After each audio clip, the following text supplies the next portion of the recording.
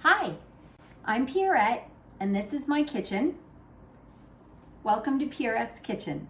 Today we're going to make some banana bread. I'm sure that everyone at some point has some bananas that they don't use that end up getting kind of spotted, and no one wants to eat them at that point, but I'm telling you, that is the time when they make the best banana bread. Once those natural sugars have developed, they will flavor your bread in a way that no extract can, and they also provide a lot of natural sugar, which makes this recipe a little more low sugar because we're only going to use 1/4 cup of sugar in 2 loaves of bread, utilizing the natural sugars from the banana. So I know sometimes when you eat them, you might prefer them a little bit green or just perfectly yellow, but I'm telling you, when they start to look like this, or even worse, the spottier, the darker, the more disgusting, the better your bread will be. So today we're gonna start with some really simple ingredients. We're gonna start with 1 stick of butter. This is Kerrygold, and they sell it in a double stick configuration. I just cut it in half. This is the equivalent of 1 stick of butter. So we're gonna put this in our mixer. And then we're also gonna add that 1/4 cup of brown sugar. There we go. We're gonna turn that on low. We're gonna let that go for just a couple of minutes. So let me show you what this looks like. We've creamed the butter and sugar, and you can see it's a smooth consistency. You no longer see the brown sugar mixed in. It's sort of a little more blended.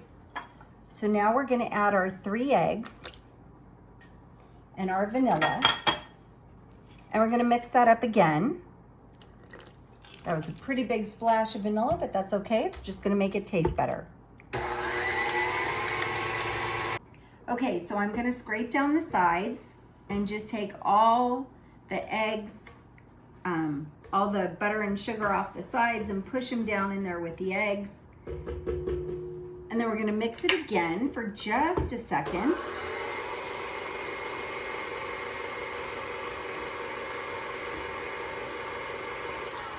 And at this point, it's starting to become pretty smooth. We're gonna add 3/4 cup of almond flour, not regular flour. And now we're gonna add 1 1/4 cups of all-purpose flour. And then a little bit of baking powder. We're gonna do 1 teaspoon of baking powder and 1 teaspoon of baking soda. I typically use regular measuring spoons, but for these, it's just nice when you have a longer spoon, you can reach more easily into the container. So that's why I always use that type of spoon for that particular measurement. We're gonna mix, and I'll show you what it looks like.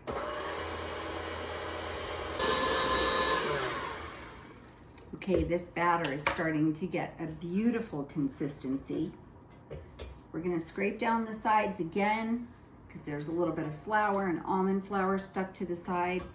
We're gonna give it 1 more quick mix, and then we're gonna add in all the goodies that make banana bread so yummy, besides the bananas.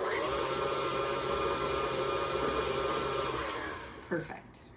Who can make banana bread without bananas? Okay, so we're just gonna throw these in as well. Like I said, once they're really spotted like this, they start to peel so easily, and the more ripe they are, the thinner the skins get, and the thinner or the more flavorful they become. So we're just gonna take these 2 full ripe bananas and toss them in as well. Okay, so our bananas are all mixed in, and we've got a beautiful batter going on right here.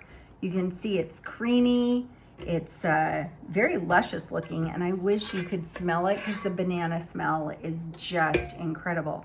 And like I said, you can let the bananas get even more ripe, and it will only make the flavor of your banana bread taste even better.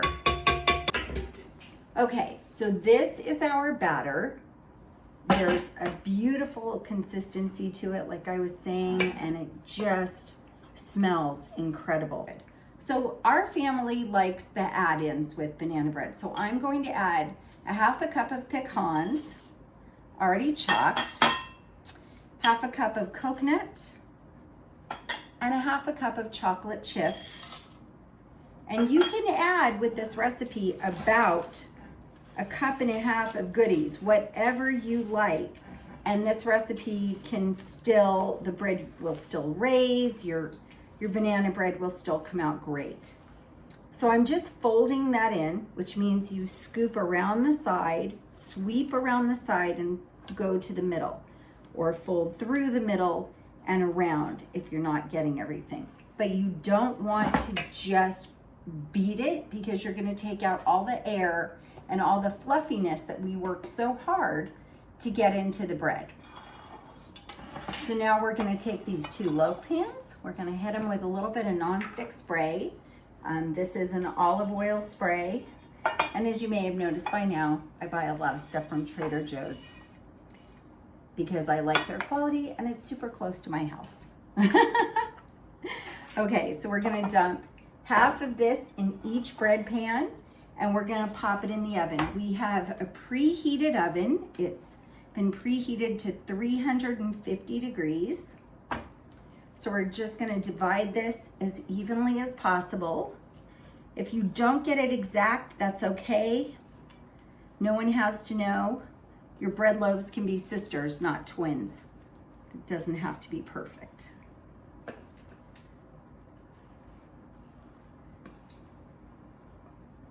And I promise you, it's going to taste so good, it won't matter if your 2 loaves come out a little bit differently sized. Just going to scrape this in here because I don't want to waste any of the batter. And then we're just going to spread it around a little bit.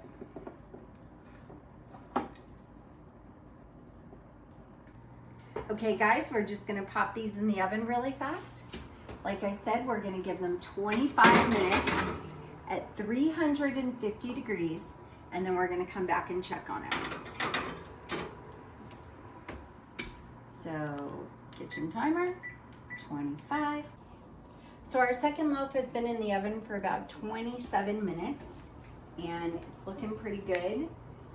Like I showed you a minute ago, you can always check the center by pressing, and when it feels nice and firm, that's a good sign. But if you want to double or triple check, insert a skewer or a toothpick, and when it comes out clean, you're good to go. So we're just going to pull this out, and we're going to put it on the countertop to rest for a few minutes, and we'll let it cool, and then we'll cut it up and have a snack. So the big finale, our banana bread is out of the oven.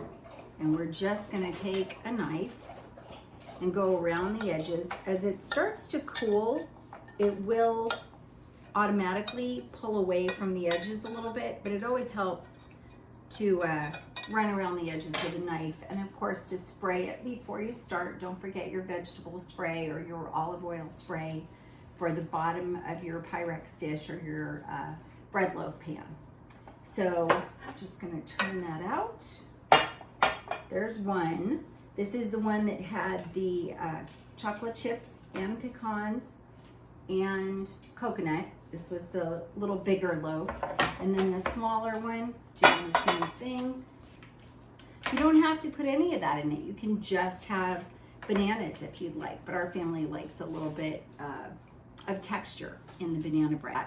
It's a great low sugar option for banana bread because we only used 1/4 cup of sugar in both loaves.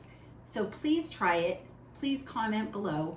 Please hit the subscribe button and share with your friends. We're looking to build our community, and we'd love suggestions from you. If there's anything that you'd like to see me make, please let me know that in the comments below.